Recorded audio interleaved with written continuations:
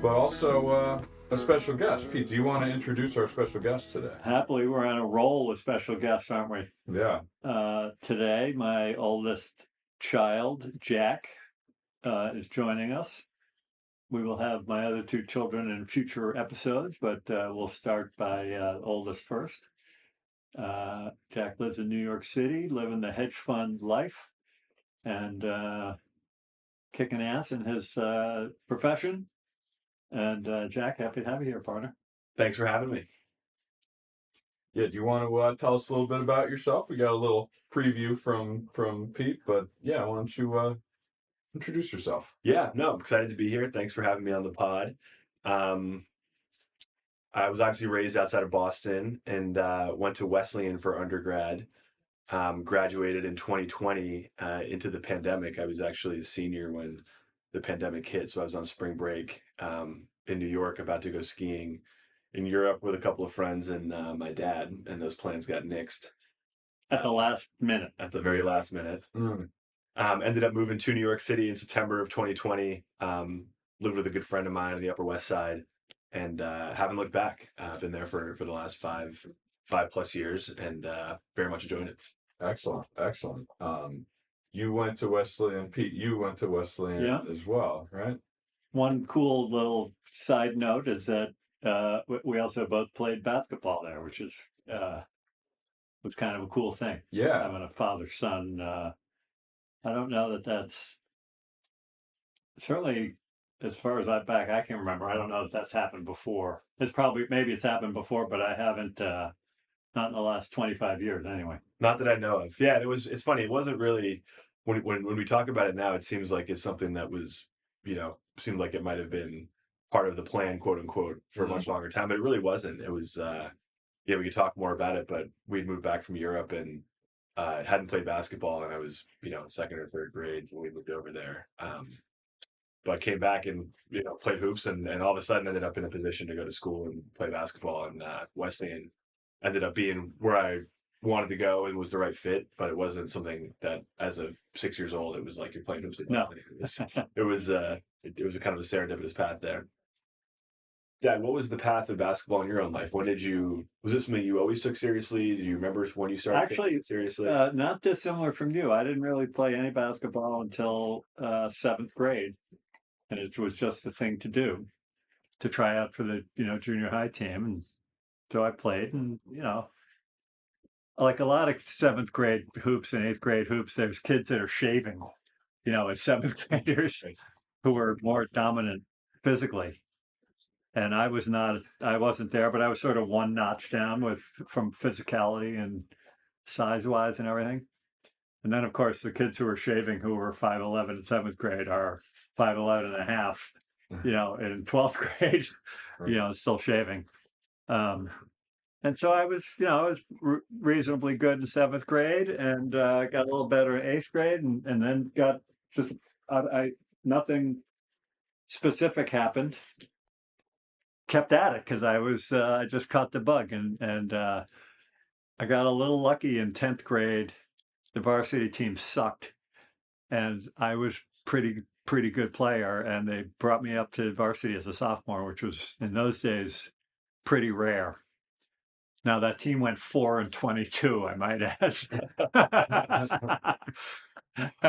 But it gave me experience with the big boys. So yeah, well, and some lessons on how to have some early resiliency and keep fighting through difficult circumstances. I remember this kid from Libertyville High School was 6'10". Rick Stanfeld. His father was like the offensive line coach for the Chicago Bears or something. And we were playing Libertyville, and I sort of made a move sort of between the free throw line and the dotted line, and pulled up and had 5 feet between me and the 6'10" guy, and I just pulled up for a shot. He swatted it into the 5th row. I'm like, okay, that's something new. That's fun. Anyway, we shared the PG year, right? I PG'd at Andover, Right. you PG'd at Exeter. Yeah. So we both had really good. You had a great PG experience. I had a means to an end PG experience. Yeah.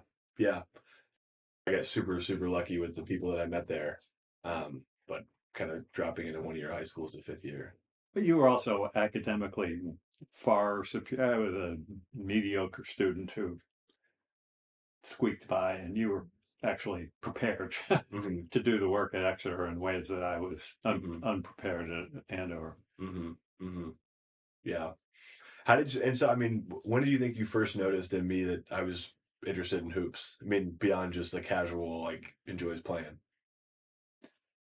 Well, when we moved here, you were interested in hoops. You had a friend group who all played, Metro West and played, the youth hoops together. Hmm. And we would go to the JCC, and there's one thing I know for sure in basketball, and that is how to shoot a jump shot. Yeah. And so I said, all right, I can teach you how to shoot the ball, but I'm a little old school, and we're going to break it down to very simple stuff like, kids 7th grade want to be shooting a three all the time. Like, I made you shoot it from 6 feet. And you start out, you got to catch the ball at your chin, and you can't bring the ball down. You got to have your hands in the right position. You got to have the high follow through, and just catch and shoot, and catch and shoot. And then you got to move out a little farther, and then we'd have you catch, take a dribble right, shoot, take a dribble left, shoot. And you had to have your feet set and your shoulders square. And Hmm. so it's like the basic of basics. Hmm. And it was on you to say, let's go do it, right? And you enjoyed doing it. Yeah. So as long as you were having fun, Hmm. it was fun for me. Yeah, I mean, I've taught a few people how to shoot a drop shot. Yeah. Right. That was fun, and you had to drive. I think a lot of parents maybe force it a little too much, or if the kid's not having fun, then find something else to do, because Right. it shouldn't be playing for anybody other than yourself. And I also knew, you were like on the taller side, skinny, underdeveloped physically, and I think that caused you concern. And I had to just say, just Kemosabe, just bide your time. Because I'm looking at a lot of kids here are taller than you, and I'm looking at their parents, and I'm saying, you're going to be A-okay, brother. Just let it happen. Yeah. Right? And because obviously basketball is a tall person's game, so I was pretty confident that was going to work out for you. Yeah. Yeah. It's funny. I think because I've got two perspectives on this. One, being 13 or 12 and being the mentee, and then now as an adult and thinking about it through your perspective and how I might handle it if I had that. And it's funny because at the time I think that I loved the drive, and I also I also appreciated that you were there with me. I never felt pushed though, and I was at some points when I was maybe 10 or 11, I was like, this doesn't look like the movies where the dad is like dragging the kid to go practice 6 in the morning. Why not? And looking back, that was such a gift because it pushed me to think hard about what I wanted, and never felt like I was always the one driving that situation. And that was that I think that really made me feel like it was all mine in a way. Yeah. Well, and you think I used to drag Mike along, and Yeah, he didn't have fun. and he just didn't like it. Yeah, And it was yeah. totally okay that he didn't like Yeah, it. yeah. And he had other things that he was interested in, so he pursued those things. Yeah. So each kid is different. Yeah, it's funny. I think though, I mean, I think we both remember it fondly, but there were periods of frustration for me, at least I remember, and I think for you too, threatening to walk out of the gym if I missed another shot short. If you hit front iron 10 times in a row, dude, try to hit back iron. Yeah, yeah. No, I don't think you ever actually walked out. No, I do recall that stuff. Like, Jack, if you hit the front iron one more time, I'm done. Yeah, yeah, yeah. So there was some stick. I think the other thing that was fun, and then we'll let Glenn ask some questions, I suppose, but we would always play one-on-one. Yeah. And the way you play proper one-on-one is you put a dribble limit on there. So it's either a 2 dribble or a 3 dribble limit. In other words, you can't just stand out there and pound the ball into the ground. Okay. Right? If you got to make a move. And I think we would play 3 dribble most of the time. Yeah. And my deal with Jack from the get-go, like from 7th grade on, is I'll play one-on-one, but when I play, you play to win the game. And so I'm not going to lose to you until I lose to you, and who knows when that'll be. And it took a while. So I was like 57-0 until one day. And then you went like 0-20 the rest of the way. Yeah. But one day Jack sort of made a dribble move, and you sort of create a little space with a little body movement. And up until that point, he couldn't move me. Yeah. Like I was stronger and bigger. Yeah. And all of a sudden, he put a little body into me, and he moved me, and that was Yeah. game over for me. Yeah. So Remember fondly. the torch was passed. Yeah. Yeah. That's great. Yeah. So you went to the JCC? Was that like the easiest? That was the easiest place. It was indoor, and indoor matters, right? Yep. How often would you go? Is this like once a week? Is it 5 times a week? Like how rigorous was? I mean, I was there probably every day or almost twice a day for a long time. I think we would do probably 2 or 3 times a week, Yeah, like that sounds Saturday, right. Sunday for sure, and then maybe one day during the week. Yeah, that sounds right. All right. There's a lot I could do without, kind of by myself. But then our sessions were not necessarily structured, but they were more shooting fundamentals. Drill, yeah, Yeah, shooting yeah. fundamentals, drill oriented. Yeah. And would you always do a one-on-one as part of this, or was that like a separate thing, or? A lot of the time it wasn't always we ended with one-on-one, Okay. but a lot of the time It changed over time too, because when I was in 5th, 6th, 7th grade, one-on-one wouldn't have even been close to competitive. Right, It's like right. it wouldn't have been fun. I was still Well, I wouldn't. When you were in 7th grade, it's not like I'd swat the no. shot. Yeah, and you weren't backing me down either. You were Yeah. you were still beating me with jump shots, Yeah. but no, that was more really building fundamental skills and working on stuff. And then as I got into high school, and it was more, we were just working together on getting better and staying sharp. That was when we played more one-on-one, I think. Well, in high school, the other thing once you get the shot down is, even at the varsity level in high school, but certainly in college, it's got to be a quick release. You got to catch and shoot. Yeah. Like no pause. You can't catch and bring the ball down. You're just going to get stripped. Yeah. And so we worked a lot on getting the ball out of your hands fast because you were not blessed with incredible foot speed. Mhm. You know what I mean? You could shoot over guys, but you had to get the ball off pretty quick. Yeah. The only thing that really tortured me is when we worked on the shot fake, Mhm. Going left. dribble to the left, Yeah. and your footwork was so pathetic. And I'd show you, I'd tell you, I'd actually move your feet like how you were like mechanical, like Yeah. a robot. It took like 2 months or Yeah. something. It took a long time for you Yeah. to get that down. Then you got it down. There's probably good video on your phone still from 2012 of us working on this, because we would do video, like he'd Yeah. take a video of me doing it and say, "This is Review. exactly what you're not doing correctly." Then he'd make me take a video of him doing it correctly. We'd watch the correct version and the incorrect version back to back. It was instructive. No, it was good. It was good. Then we had lots of good 3-on-3 and 2-on-2 at the JCC. Where you we and I like would, pound guys. yeah. So there'd just be other folks in the There'd gym. be other guys there, 25-year-olds who thought they could play a little bit, and we'd go, and Jack would be a little puny little, 9th grader. Some old dude and a 9th grader, and we would just bury these poor Yeah. chumps. Yeah, no, during the weekdays, weekdays in the evenings, it was like open gym. You could Okay. it was quiet, is what I'm saying. And the weekends, though, you'd get, especially around the holidays and Thanksgiving and stuff, you get lots of guys back from college and high school who were playing hoops, and that's when you'd go and get good games. No, it was fun. It was Yeah. the JCC was where I was kind of crafted. Yeah. It was a fun place. I was lobbying for a long time to put like a sport court in the backyard, which never ultimately came through. But Well, your mother was all in favor of it. I said NFW9. yeah. No, in fairness, there was a school down the street. All the things that you said that I was annoyed about at the time, I agree with now. And we don't need a sport court in our backyard. It probably didn't move the needle for my career, but No, and there's an outdoor Mitchell I'm with school you. has I'm with hoops you. a I'm with you. quarter mile from here. I'm with you. So. No, Babson was a good gym too. We go there sometimes.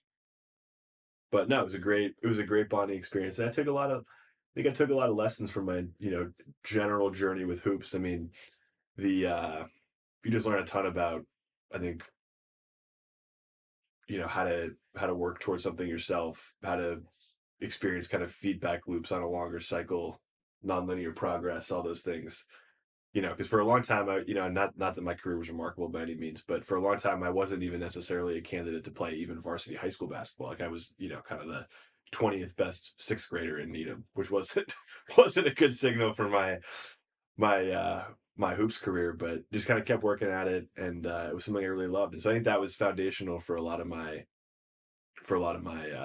just approach things in general. And then, I got to college, and it's funny. I was talking about this with a guy that I'd met at an alumni event for Phillips Exeter a couple weeks ago in New York, and my identity was so focused on hoops for such a long time, that it kind of was everything that mattered to me. I mean, I knew that school was important, and I wanted a career after hoops, but it wasn't in the front of my mind. But then, in college, my college basketball career was entirely unremarkable, and wasn't I didn't play a ton, um, and that was a big shift for me in my identity, going from basketball is everything that's super important to me to this isn't really working, and I'm frustrated by it, and what else is there? And it was an important pivot, I think, to being career focused and thinking about life beyond Wesleyan.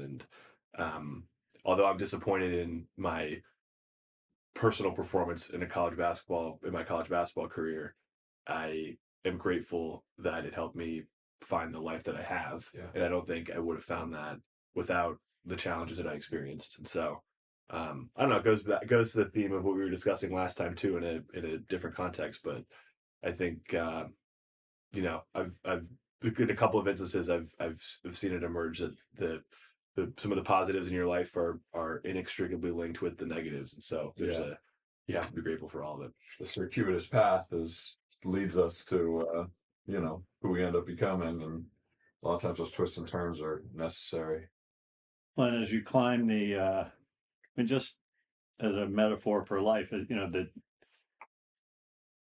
the NESCAC anyway, where, Williams, Wesleyan, Amherst, The Trinity, NESCAC, that's a conference. that's a conference, a New England small college athletic conference. Okay.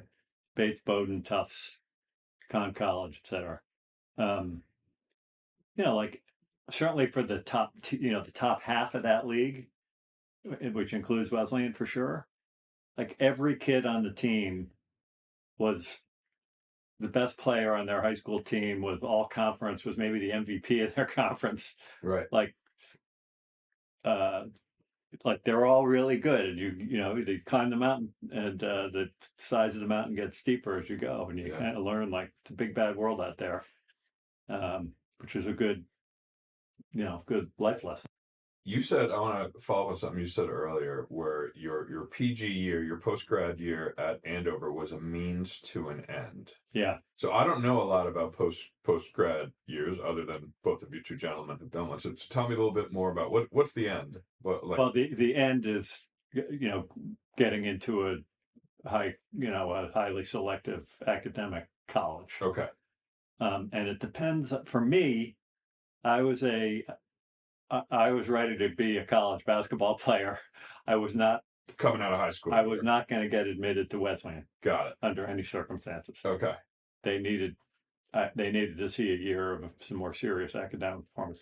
Basically, I futzed around in high school, freshman, sophomore year, got crappy grades in mediocre hard classes, and for whatever reason, junior year of high school, the light bulb turned on. That my frontal lobe must have closed by a quarter of an inch, and I realized I better. So I started taking honors classes, and that helped. Got it. Went to, and I didn't even apply to Wesleyan. I went to Andover. I knew it was so you knew that you were going to need to do that. Yeah. So how are you getting that? The means to an end was the academic performance. I came from Chicago. Like in the Midwest, people don't really at that time didn't really know PGs. I was getting recruited by a bunch of schools in the Midwest to play hoops, and was into college. Yeah. And my parents had the idea, well, why don't you think about a PG year? We went to Choate, we went to Andover, and we went to a third school that now I can't even remember. And I'm like, why wouldn't I do this? Like when I got into Andover's a pretty serious place. And I remember going to my high school college guidance counselor saying, I'm going to do a PG year. And she's like, what? She tried to talk me out of it. Just because they didn't know. Yes. Right. But so for me, the point is I needed another year of academic development. And even then I got waitlisted. I got in off the wait list. I didn't know that. Yeah. Interesting. Herb Kenny, bless his soul.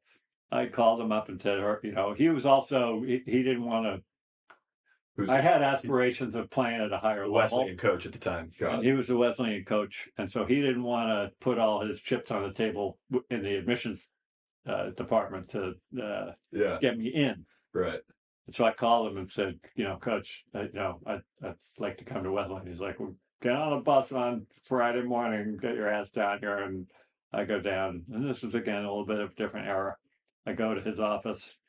He says, let's go. He walks me to the admissions office kind of by the scruff and brings me into the office and to the dean of admissions and says, this is Peter Albert. He's on the wait list and he says he's coming if he gets in off the wait list. Right, Peter? And I said, yes, coach, I'm coming if I get in off the wait list. And then he dragged my ass out of there. And a week later, I had an admissions hire, which is definitely old school. Wow. Jack, on the other hand, or I'll leave it to other, just generally, it's generally athletes who do PG years, not always exclusively, but for the most part. So it's a mutually beneficial Yeah. situation, right? The school gets some really good athletes at whatever sport it is, Uh-huh. and qualified kids who need that extra year. Yeah. And so it's either an extra academic year is what's needed for Right. for the student, or it's an extra year of just getting Physical physically development. bigger. Jack needed, just needed to be in the weight room and just needed to get a lot stronger. Yeah. Yeah. Got it. Because Yeah. academically you were good to go. So we were sort of opposite of each other. Yeah. That's interesting. Yeah, and one thing too that's cool about the private schools is that the restrictions on when you can play with your team and how the coaches can interact with you are very different. And so at public high school, you're really not in any organized way playing basketball in Massachusetts, at least outside of like December 1st, and the season ends in late February. Outside of that window, you're not playing any organized hoops. Interesting. And so if you're a serious player, you need to be playing a lot. And so at these prep schools, there's the season, but then almost more importantly, there's the 9 months of the year where you're with your team and you're with, at least 6 or 7 other guys who are trying to play high level college hoops. And the coaches can't coach formal practices, but they can organize shooting sessions and workouts, and it's really helpful. And so from that standpoint too, it was kind of like being in college for a year from a rigor standpoint, athletically, where you're in the weight room with a program with your teammates, 6 days a week. You're playing hoops an hour or two a day, every day in the spring and the fall. And so, just like the ramp of getting ready to go to college, where that's the level of commitment was helpful. And I made a lot of really great friends there. I mean, handful of guys who I keep in touch with, weekly, and whatever. I've, been to their weddings, they'll be in mine. So it's funny, even though I only was with them for a year, we formed a super close bond. That's a really intense year. Yeah. Really close, connected year. Yeah, no, I mean, I had a roommate from Bakersfield, California, whose dad had played hoops either in high school or college with the coach at Phillips Exeter, and so he was psyched to be there, and we were roommates. And he ended up going to West Point and was in the Army, and now lives in Philly. But he and I, saw each other every day for 12 hours a day for a year when we were 18 years old. So we were pretty close. And yeah, there's just a handful of situations like that because you're all you can do is work out and hang out with each other and do schoolwork, and so you form super close bonds. Yeah. An ongoing theme in the series of podcasts is related to my diagnosis and the disease and life and the meaning of life and all these types of concepts. But Jack, I wonder if it's helpful to just talk a little bit about how it's been from the perspective of, of a son seeing a father having to deal with this stuff. How's that experience been from, initial diagnosis to now, and any way you're comfortable talking about it? Yeah, I think my first memory of this chapter was in October, maybe, of 2023, which was a phone call that we had when I was in the office. I remember this quite clearly looking back. And you were complaining about a little bit of weakness in your left hand and kind of an odd sensation that you chalked up to maybe a neck thing, maybe a nerve thing. but I remember coming you in the conversation, you're like, look, I don't think it's anything super serious, but it's been a little bit bothersome to me. And I kind of cataloged that, but didn't really think anything of it. And I remember a second conversation we had maybe 2 months later. I think I asked you about it. And looking back, this must have been in the period where you were getting more concerned about it because you didn't really give me much. You didn't raise any alarms and kind of how you answered the question. But when I circled back and I said, "How is that?" You didn't have much to give, and it didn't sound like you were quite as convinced that it wasn't something serious. But you didn't let on that it was serious. You just it again struck me as a little odd, and I kind of cataloged it, but didn't have anything to do with it, obviously. And then I remember we were home for Christmas that year, and there was nothing off. But at that point, in retrospect, I obviously knew that you knew or had a really strong inclination that something was very wrong. Mom and I both knew, December 18th is the initial diagnosis. That at that point, I kind of knew something. Like I didn't, when I got that diagnosis on December 18th, the initial one, I wasn't thinking this was a mistake or something. I knew I was in trouble. Yeah. So that was kind of the preamble. And then I think, I remember well the day that we found out was February 9th. It was a Friday. And I was in the office. And I think it was just me in the office on that Friday. I had also just started work where I currently work 3 weeks ago, at the end of January. And we got a text about, hey, we gotta hop on a family Zoom tonight. We gotta talk. And instantly it was a 5 alarm fire in my head. I don't know. I can't speak for Mike and Lily, but as you know, I was, instantly calling multiple times trying to figure out what was going on. If I may interject, as listeners to the pod have heard from time to time, I try to laugh about things that are maybe not on the surface funny, but this is actually kind of funny because Lynn and I sent out a text. First of all, I got the formal official diagnosis on January 30th, and Jack's saying it's February 9th is when the kids found out. Because we knew all this time, we had been thinking, do we tell anybody? I mean, I looked normal, I acted normal. It was not obvious that there was anything wrong with me. Why don't we just wait until there's some obvious sign that there's something wrong with me, which could be a year down the future? Or could we be okay, keeping that secret? And I talked to a very dear friend of mine, Adam Rody, who I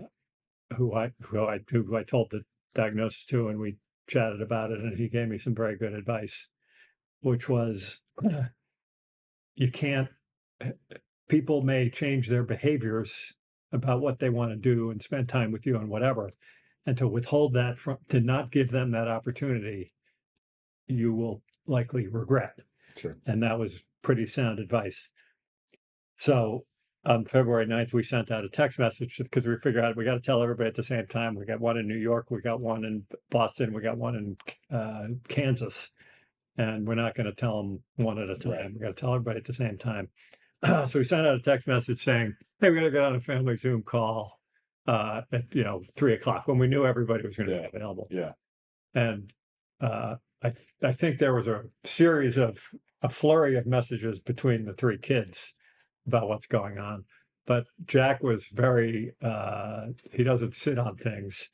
And so he calls Lynn, she doesn't answer, calls me, immediately, I don't answer. I think he does that another couple of times. He then texts both of us saying, will somebody answer the phone? Because he knows we're avoiding him at this point. And so I'm like, Lynn, I'll call him. So I call Jack and he's like, what's going on? And I'm like, Jack, we're going to talk at 3:00. This is maybe 11 o'clock in the morning or something, and you'll find out then. And that's not an okay answer for him.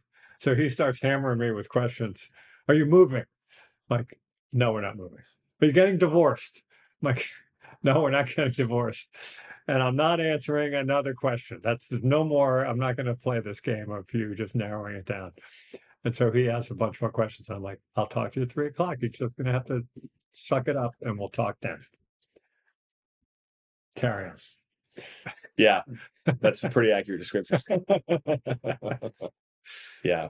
I think I ended with something to the effect of like, well, considering what you're saying it's not, and the urgency of this phone call, I can only assume it's a super serious health thing.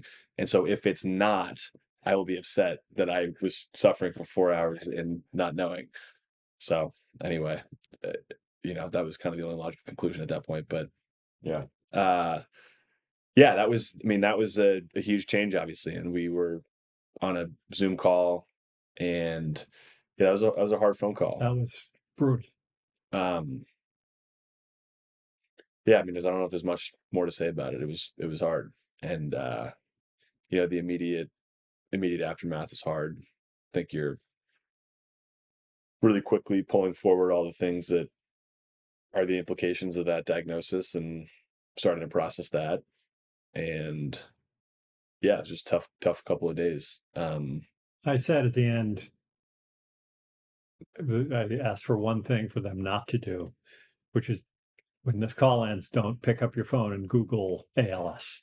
Because the first thing you're going to see, the first bullet point you're going to see is everybody dies. And although that is true, it is a very, very long process. It's nothing's going to change in the near term. Like, I'm sure everybody got the phone and Google ALS, regardless of my exhortation not to. Right. But I think the hard part is to hear something so devastating, and you just get floored, and it's got to be impossible not to go dark, quickly, understandably. Yeah. And we had obviously had, whatever, 6 or 7 weeks Lynn and I, meaning, to process and Yeah. start to get our arms around it. Right. And this is, telling somebody, I've had this experience to tell a bunch of people about this, diagnosis, and it's, you're hitting somebody over the head with a baseball bat. There's no easy way to deliver the news. It's very hard to receive the news, and it's impossible to even, you're almost in shock, I think, trying to process the information. I remember that call. Yeah. And I don't remember exactly when it was. I'm sure it was after Yeah. all this, Yeah. but yeah, that was hard. And I could tell you had some experience doing it, and it's almost like you felt bad putting it on me or something, or like, Yeah. I tried to preface with, listen, you're not going to know how to respond. Yeah. It's okay. Yeah, Don't feel compelled to say anything. right. It's very difficult. As difficult as it is for me to know that it's happening to me, I have gotten my arms around it, and Yeah. and then I would. It's a totally new idea for the Correct. audience that you're Yeah. trying to deliver it to. Yeah.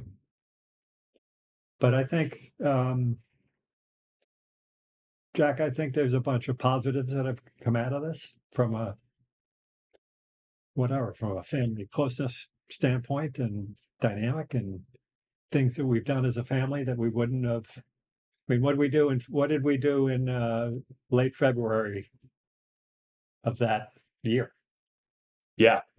Yeah. No, I mean, I had just started a job, and it took a week to go skiing, and 2 weeks into that diagnosis. Went out to Jackson Hole, and that was kind of the last real skiing I did. Right. Yeah. Right. Yeah.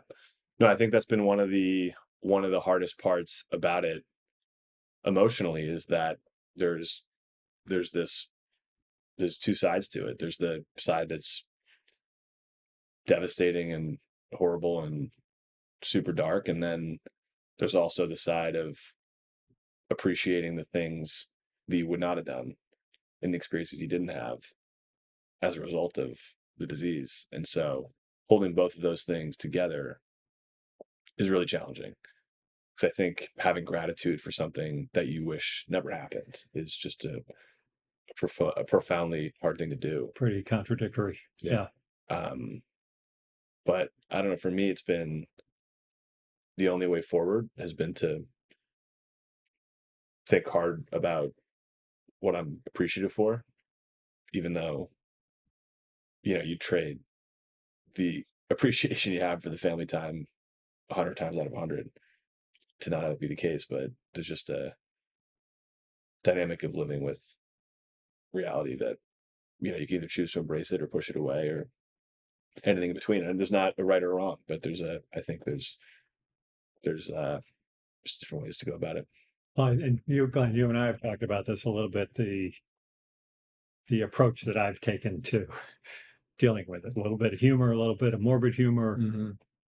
obviously plenty of seriousness and Mhm. sadness and whatever. But early on, I had to make a decision about how I was going to respond. And I realized it's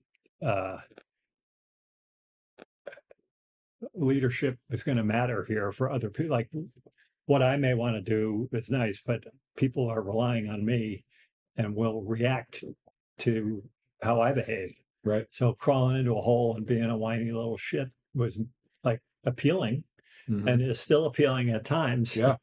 But you realize, you can't, that's not good leadership. Yeah. You can't just do that. Can't just do that. Mhm. And you know what? I try to only do that when nobody's around. Mhm. Right. Because it's harmful to others. But you are allowed. Yeah. You're allowed to wallow in self. Yeah. No, I do that. You a have little my bit, but permission. it's a little bit like talking. I mean, when we talk to the boys and girls up at Exeter, the basketball players, I have a tough time speaking in public these days. I get all emotional, but the point I would try to make to these kids was you play sports to learn how to be resilient. You win, you lose, you play, you're mad at your coach, you're not mad at your coach. Like you're going to have a boss who makes you angry, or whatever. There's things happen in life, some more trivial than others. But the reason you play sports, besides the fact that it's fun, is it's going to stay with you through your lifetime. Mhm. And when you really get kicked in the teeth, or if you get kicked in the teeth, you can rely on the experiences you had getting kicked in the teeth playing sports. Right. And I tried to articulate that yesterday. I was a little bit blubbering because I have a tendency to do that these days. But it was that was the message I was trying to deliver. Yeah. So, I mean, experience like this just pulls into stark relief what's important, what matters, and it just highlights how fragile it all is. And I think that that's for me, that's a cycle of figuring out how to deal with that. But I think there's also there's a certain uh, like freedom that comes with knowing that it's all so fleeting. Mhm. Life experiences, relationships, things you have, it can all be gone. Yeah. And all you really have is your time in the present with the people who are around you. And so, And your memories of the previous times in the present with the people around you. And that's really absolutely. it. Yeah. And so, no, I think it makes all the things that seem like they matter that don't fall to the side entirely, and makes you think hard about the things that do matter. It makes you appreciate just the fact that life is always moving, and there's no static nature of anything. It's always in motion, and so you can ignore that, embrace it, push it away, pull it towards you, but it just is. And so I think for me at least, it's been a helpful framework, is just embracing the fact that it is also fleeting, and not trying to think about comparing what different realities might have been, or Right. how things play out differently. Just being appreciative for what you have.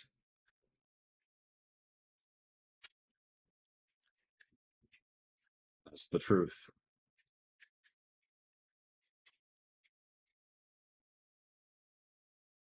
How we want to? Any thoughts and reaction?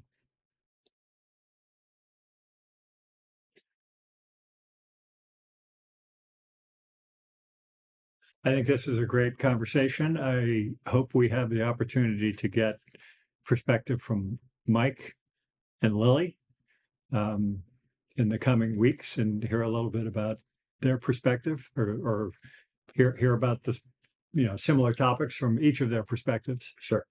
And this is an ongoing journey. Yeah. And a journey that I think, Jack, to your point, that we're really attentive and aware of, and really trying to make the best Yeah. of every moment and trying to make the best of now. Yeah, it's definitely, I've talked about this, but it's changed my perspective on not just our time together, but my time independently and my time with my kids, and the fleeting moment of having a kid in high school and having a kid in middle school. And yeah, it's a new framework for what's important. Well, it really emphasizes the be present, Yeah. be in the moment. Yeah. And I think for me, a theme that's interesting is also actually holding two things that are contradictory close, because you see that both in what I described earlier around there are things that are really hard and there are things that we couldn't have had without it. But I think also to the point on being in the moment, I went through a phase where I was putting so much pressure on myself to be in, like, you can overdo that too. Yeah. And so there's almost, you want to be super in the moment, but you also can't try too hard almost. There's a certain balance that comes with appreciating it, but not holding on to it too tight. Yeah. Because if you do that, you're kind of almost overdoing it in the way that you're out of the moment. You can't be stressed to be in the moment. Being in the moment requires just Yeah. Let it calm. go. Yeah. Yeah. taking a deep breath and just being there, but not Yeah. trying to be there. Right. Yeah. It's a state of mind. Yeah. Because I think each of the siblings has, and people around you, I think this is manifested in their own way. But I remember being there's a high level of stress around making sure that every day that we're on vacation somewhere is maximized, or every meal we have is maximized. There's like this maximize everything mentality, which is healthy in that you don't want to be careless and miss an opportunity, but you also can become wound up in your own effort to maximize that you're not enjoying it. And so You're building this thing. It's got to be this great. It's got to be perfect. right. Right. Yeah. Yeah. Sometimes just sitting around and watching a baseball game or whatever. Yeah. You don't have to be talking Right. or doing something. Right. Right. But there's a lot of those little things where it's, the intuition to squeeze is, balanced by the fact that you also to kind of let go sometimes. That's great. This is great stuff, y'all. This is As my brother tells me, his daughter says to him sometimes, okay, nice talk.